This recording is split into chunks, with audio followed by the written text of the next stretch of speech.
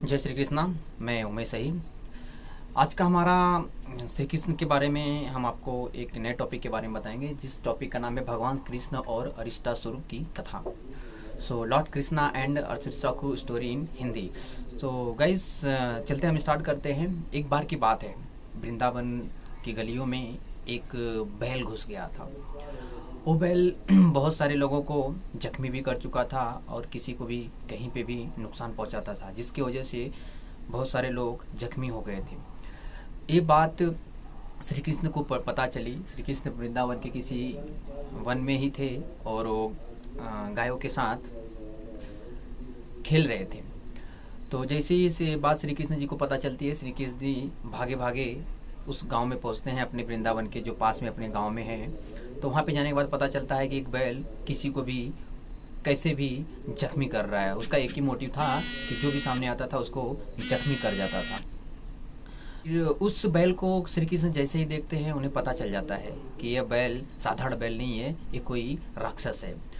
श्री कृष्ण जी को देखते ही वो बैल श्री कृष्ण जी की तरफ बहुत एक तरह से क्रोधित होकर उनकी तरफ झपटता है उन्हें मारने के लिए, और श्री कृष्ण जी अपने बुद्धि और बल से उसे पराजित कर देते हैं।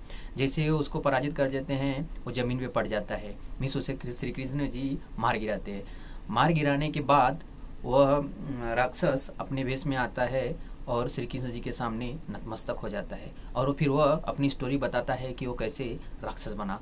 तो चलिए इस स्टोरी को मैं आपको बताता हूँ कि वो कैसे राक्षस बना, जिसका नाम था अरिष्टासुर।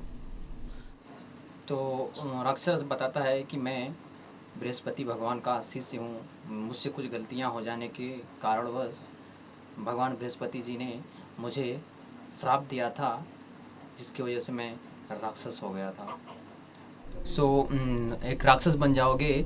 आपका उत्तीर्ण तभी होगा जब किसी अच्छे व्यक्ति के साथ आपका सामना होगा।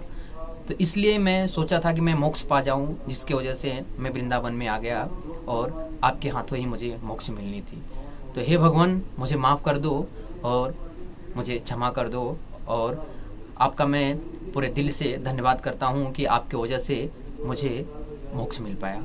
तो दोस्तों, ये थी आज की हमारी कहानी। जल्दी मैं आपको नए वीडियो में मिलूंगा एक नए एपिसोड के साथ। तब तक के लिए अगर आप पहली बार हमारे चैनल पे आए हैं तो चैनल सब्सक्राइब करना ना भूलें।